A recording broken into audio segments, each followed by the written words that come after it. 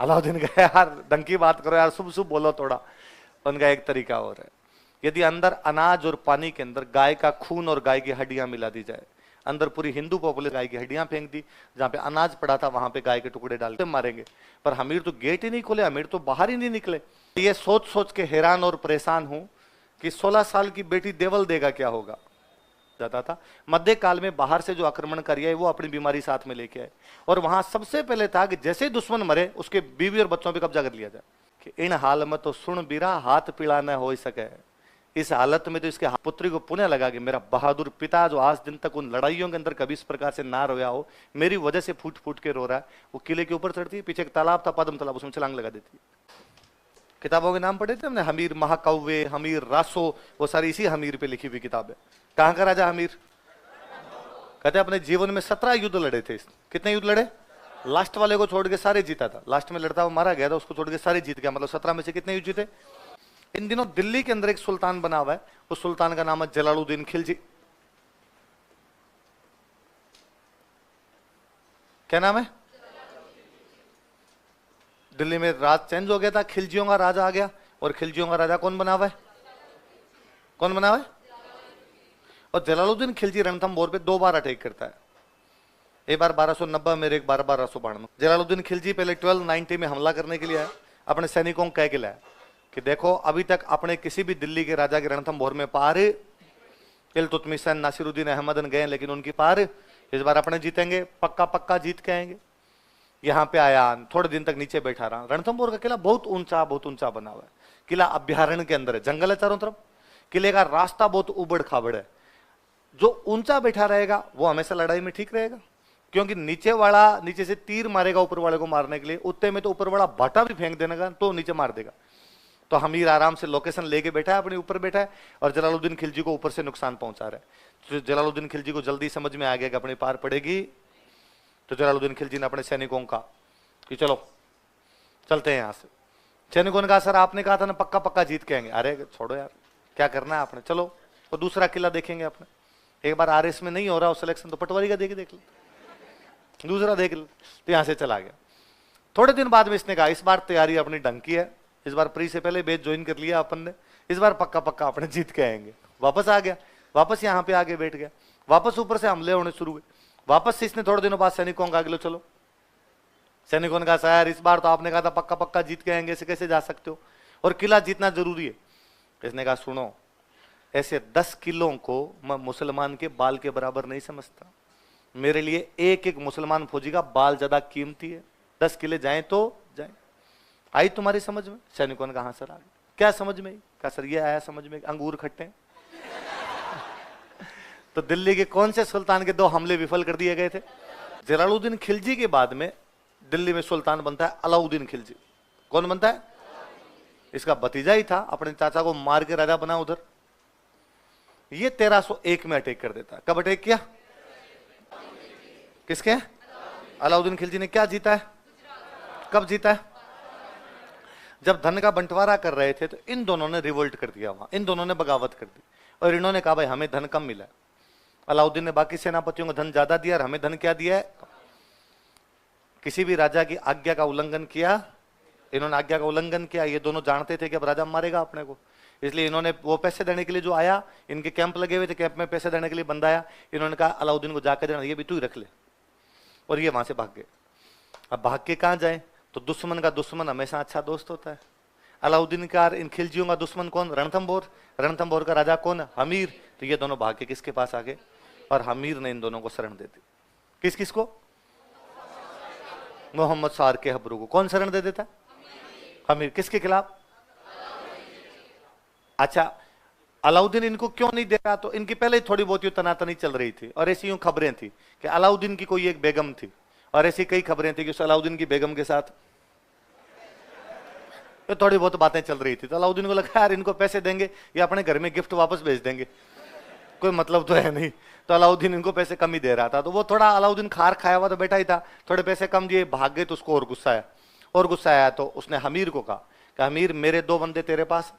हमीर ने कहा हाँ भाई, मोहम्मद सार के अबरू बैठे मेरे पास, इन दोनों को मुझे सौंप दे। हमीर ने कहा क्यों? ये मेरे शरण के अंदर आए हुए हैं, और शरणागत की रक्षा करना भारतीय संस्कृति का आदर्श है। ये वैल्यू यार, इंडियन वैल्यू है कि शरण में आए हुए व्यक्ति की क्या की जानी चाहिए, रक्षा। अलाउद्दीन ने कहा यार काय शरण में आए हुए, तूने कहा इनको हाँ बदली कि मैं शरण दूंगा, मना कर दे। कहते शरण नहीं दे रहा, भागो यहां से, तू क्यों लड़ाई ले रहा है मेरे फालतू। अमीर ने कहा नहीं, एक बार कमिटमेंट करने के बाद तो मैं अपने आप की भी। फिर अलाउद्दीन ने कहा लड़ाई होगी, तो अमीर ने कहा कोई नहीं, वो तेरे अंकल 2 बार आए थे इधर, एक बार तू ट्राई करके देख ले। शुरुआत की लड़ाई में दोनों मरते हैं, इधर से नुसरत खान मरता है, उधर से कौन मरता है।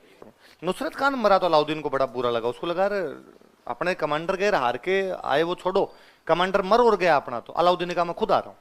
तो अलाउद्दीन खुद ही रणथंभौर के किले के नीचे आगे बैठ गया। पहले उसने सेनापति भेजे थे, अब अलाउद्दीन नीचे बैठा है, ऊपर कौन बैठा है, लेकिन पार नहीं पड़ रही। अलाउद्दीन खुद भी बैठा हो तो उसकी पार नहीं पड़ रही। अलाउद्दीन थोड़ा घाघ टाइप का आदमी था, जगीरा की तरह कमीनापन कूट कूट के भरा हुआ था उस आदमी। जगीरा, जगीरा जानते हो आप, ऐसे कितने लोग जो जगीरा को जानते हैं, बस 4, 5, 10 लोग जगीरा को जानते हो। अरे तो मूवी देखना है घर पे जाके, चाइना गेट। कौन सी मूवी है, चाइना गेट मूवी का जो मुख्य गुंडा है उसका नाम क्या है, उसमें वो कहता है जगीरा से लड़ने की हिम्मत तो जुटा लोगे, लेकिन जगीरा जैसा कमीनापन कहां से लाओगे। तो जगीरा क्या आदमी था, जगीरा के मन को भया, उसने कुत्ता काट कर खाया। जगीरा जोरदार आदमी था, अलाउद्दीन खिलजी जगीरा था उस टाइम का, तो उसको लगाया ऐसे तो पार पड़ेगी नहीं। तो हमीर के 2 सेनापति है, हमीर का कोई एक बंदा है उसका नाम है रतिपाल, एक बंदा उसका नाम है रणमल। कौन कौन 2 बंदे, एक का नाम रतिपाल और एक का नाम क्या। अलाउद्दीन ने इनको अपनी तरफ मिलाया, 2 कमांडर को अपनी तरफ मिलाया और इनको मिला के कहा कि मैं तुम्हें हमीर को मारने के बाद रणथंभौर का राजा बना दूंगा, तुम मुझे एक तरीका बता दो कि हमीर कैसे मर सकता हूं, हमीर को कैसे जीत सकता हूं, किले पे कब्जा कैसे कर सकता हूं। उन्होंने कहा सोच के बताएं, दिया आधे घंटे का टाइम, सोच के बताओ। उन्होंने सोच के कहा कैसे भी नहीं मर सकता। क्या बात करते हो, ऐसे कैसे। उसने कहा किले में तो घुस नहीं पाएगा, और किले में नहीं घुस पाएगा तब तक ये मरेगा नहीं। तो मैं, उसने कहा मैं यही तो पूछ रहा हूं यार, किले में कैसे घुसना है, किले में घुसने का तरीका बताओ। तो क्या किले में तो तब घुस सकता है जब ये किले की गेट खोले। तो किले की गेट कब खुलेंगे, जब अंदर का पूरा अनाज खत्म हो जाएगा, अंदर का पूरा पानी खत्म हो जाएगा। जब पानी और अनाज खत्म होगा तो ये गेट खोलेंगे। तो पानी और अनाज कितना का स्टॉक है इनके पास। उन्होंने कहा 2-2.5 साल का तो है। अलाउद्दीन कहा यार ढंग की बात करो यार, शुभ शुभ बोलो थोड़ा। उनका एक तरीका और है, यदि अंदर अनाज और पानी के अंदर गाय का खून और गाय की हड्डियां मिला दी जाए, अंदर पूरी हिंदू पॉपुलेशन बैठी है, इनमें से न तो फिर कोई पानी पिएगा न कोई उस अनाज को खाएगा, फिर उनको गेट खोलने पड़ेंगे। ये भूखे और प्यासे मरने की अपेक्षा लड़ना पसंद करेंगे। ये काम कौन करेगा कि तू यदि राजा बना तो ये काम हम कर देंगे। गाय काटी गई, उस गाय की हड्डियां और गाय का खून रतिपाल और रणमल रात को लेके घुसे। अब वो किले के लोग थे, बाहर आते जाते थे, तो अंदर वाले गेट कीपर ने भी रोका नहीं उनको, अंदर आने दिया। उन्होंने जहां तालाब था उस तालाब में ले जाके गाय का खून मिला दिया, गाय की हड्डियां फेंक दी, जहां पे अनाज पड़ा था वहां पे गाय के टुकड़े डाल के आ गए। सुबह जब लोग उठे, लोगों ने जाके पानी देखा कि पानी पूरा लाल हो रखा, गाय की हड्डियां पड़ी। अनाज की तरफ गए, उन्होंने वहां पर भी देखा कि गाय के टुकड़े पड़े हुए वहां पर। हमीर के पास गए, हमीर को जाकर अमीर न तो पानी पीने योग्य बचा है, ना अपने पास अनाज खाने योग्य बचा है। अब भूखे और प्यासे मरे, इससे अच्छा है कि अपने क्या करें, लड़ाई। नीचे अलाउद्दीन की सेना बहुत बड़ी सेना थी, हमीर के पास इतनी बड़ी सेना नहीं थी। पर भले ही सेना कम हो, पर लोकेशन अच्छी होती है तो आप फिर भी लड़ सकते हो, आप अच्छी लोकेशन पे बैठे थे। पर अब आपको मैदान में जाके लड़ना पड़ेगा, और मैदान के अंदर वही सेना जीतेगी जिनकी संख्या ज्यादा है। फिर आप भले ही संख्या में यदि कम है तो आप कितनी बहादुरी से लड़े, लेकिन फिर भी पार नहीं। और संख्या में वैसे कम हुआ करते कि किले में फौजी कितने की 7,000, बाहर अलाउद्दीन की फौज कितनी की 1 लाख। अब 7,000 को कैसे भी बिठा दोगे ना 1 लाख से, तो भी पार पड़ नहीं। तो उन्होंने कहा अब तो अपने को लड़ना ही पड़ेगा, इसके अलावा और कोई तरीका अपने पास। अमीर ने कहा यार मैं थोड़ा सोच के बताता हूं तुम्हें। कहा ठीक। हमीर अपने कमरे के अंदर गया और कमरा बंद करके चुपचाप बैठ गया। हमीर रूम से बाहर ही नहीं निकला।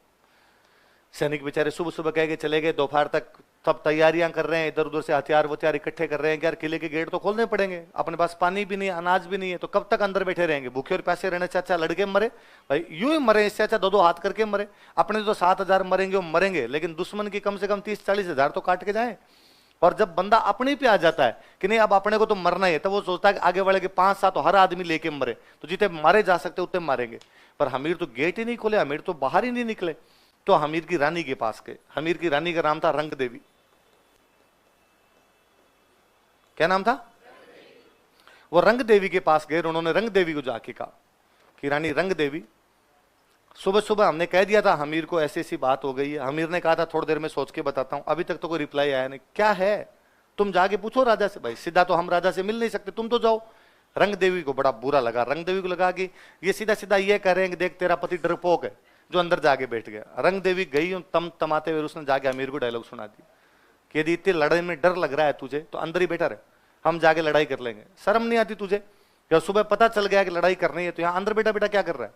तू इतना डरपोक कैसे हो सकता है? मुझे इस बात पे शर्म है कि मेरा पति यह है जो पिछले 4 घंटे से कमरे में बंद होकर बैठा, लड़ाई का नाम नहीं ले रहा है।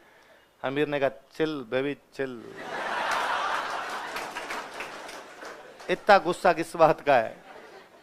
और अमीर ने कहा बैठो रानी, सोचो, हम सारे लड़ते हुए मारे जाएंगे, तुम सारी रानियां जोहर कर लोगी। क्या कर लोगी?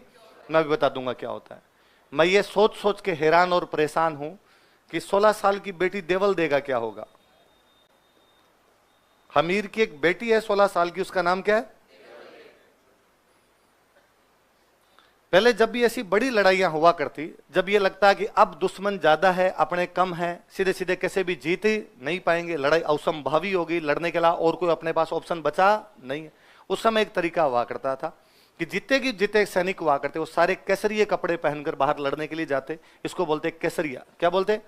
पर वो जानते थे कि जितने लोग जाएंगे सारे के सारे लड़ते हुए मारे जाएंगे, और जब मारे जाएंगे तो जो दुश्मन है जो बचेगा वो महिलाओं को उठा के ले जाएगा। ये मध्यकाल में बहुत बुरी बीमारी आ गई थी। इससे पहले की जो अपनी लड़ाइयां थी वो लड़ाइयां राजा के बीच में थी कि राजा एक जीता एक हार गया, राजा परिवार को और जनता को नुकसान नहीं पहुंचाया जाता था। मध्यकाल में बाहर से जो आक्रमणकारी है वो अपनी बीमारी साथ में लेके आए, और वहां सबसे पहले था कि जैसे ही दुश्मन मरे उसके बीवी और बच्चों पे कब्जा कर लिया जाए। तो कहा ये महिलाओं को उठा उठा के लेके चले जाते हैं, इसलिए अपने ये आया कि महिलाओं को दुश्मन इस प्रकार से उठा के लेके जाए, सेक्स स्लेव की तरह उनको रखा जाए। इससे अच्छा महिलाएं कहती कि हम खुद ही अग्नि में जलना पसंद करेंगे, कोई दूसरे हमारे हाथ लगाए, इससे पहले तो मर ही जाओ। जब बाकी सब मर रहे हैं तो हम भी मर जाओ। व्यक्ति को जीवन भी जिया जाए तो गरिमा युक्त जीवन हो। कैसा जीवन हो? गरिमा। भाई प्राइड भी तो होना चाहिए। आपका संविधान तक कहता है, आर्टिकल 21 में साफ साफ है, जिसके अंदर है कि भाई जीवन का अधिकार। तो जीवन कैसा जीवन? गरिमा युक्त जीवन। कैसा? Life with honour. जिस लाइफ में ऑनर ही ना बचे उस लाइफ को भी जीने का कोई अधिकार।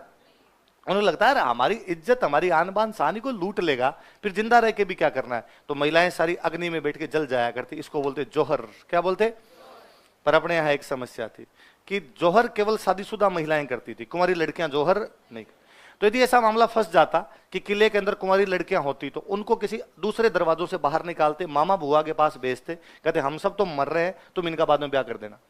लेकिन उस बार अलाउद्दीन का घेरा इतना भयंकर था कि उनको निकालने का कोई भी रास्ता भी नहीं था। तो हमीर ने रंग देवी को कहा कि इन हाल में तो सुन बीरा हाथ पीड़ा न हो सके। इस हालत में तो इसके हाथ पीले भी नहीं कर सकते, मतलब शादी भी कुंवारी कन्या इताई जोहरी सेज ना सोच सके। ये कुंवारी लड़की इसलिए जोहर भी। मैं ये सोच सोच के हैरान और परेशान हूं कि जब हम सारे लोग लड़ते हुए मारे जाएंगे, तुम सारी रानियां जोहर कर लोगी, तो इस कन्या का क्या होगा? इसको उठा के ले जाएंगे। अब जब रंग देवी ने यह सुना तब तो उसका भी रंग उठ गया, और रंग देवी को भी लगा कि हाँ यार बेटी के बारे में सोचा ही नहीं था। अब वो जब दोनों ही अंदर बंद होके बैठ गए राजा रानी, और ये बात बाहर देवल दे को पता चली कि डिस्कशन मेरे बारे में हो रहा है अब तो, और मेरे कारण ये लड़ाई नहीं कर पा रहे हैं। वो 16 साल की लड़की अंदर अपने पिता के पास गई और उसने जाके कहा कि मैं समझ गई कि मेरी वजह से आप लड़ाई में कोई भी डिसीजन लेने में असमंजस महसूस कर रहे हैं। मैं समझ गई कि मेरी वजह से बाहर छोटे छोटे बच्चे प्यासे और भूखे मर रहे हैं, लेकिन आपके पास डिसीजन का कोई भी तरीका नहीं। यदि आपको लगता है आप मुझे जोहर नहीं करवा सकते, आप मुझे तलवार से काट दीजिए। आपको लगता है कि मैं जिंदा रही तो अलाउद्दीन मुझे उठा के ले जाएगा, तो आप मुझे तलवार से काट के मार दो, वैसे ही मार दो। जब सारे मरेंगे तो मैं भी जिंदा रहेगी, क्या करूंगी? पर एक पिता अपनी पुत्री को अपने हाथों से तो कैसे काट दे? हमीर तलवार उठाता उसे काटने के लिए, पर हमीर भर भरा के गिरता है, रोता है जोर जोर से। उस पुत्री को पुण्य लगा कि मेरा बहादुर पिता जो आज दिन तक उन लड़ाइयों के अंदर कभी इस प्रकार से ना रोया हो, मेरी वजह से फूट फूट के रो रहा है। वो किले के ऊपर चढ़ती है, पीछे एक तालाब था पद्म तालाब, उसमें छलांग लगा देती है, जोहर से पहले सुसाइड कर जाती हो। अब उस वाला डिसीजन लेना था, वो जब खुद ही मर गई उसके बाद ये सारे पुरुष केसरी कपड़े पहनकर बाहर लड़ने के लिए जाते हैं, महिलाएं सारी की सारी क्या कर लेती है? जोहर। ये हमारे राजस्थान का पहला जोहर है, ये राजस्थान का, जिसमें पुरुष लड़ने के लिए जाते उसको बोलते केसरिया, महिलाएं अग्नि में जलती उसको बोलते जोहर, इन दोनों को कंबाइंड रूप से बोलते साका। क्या बोलते?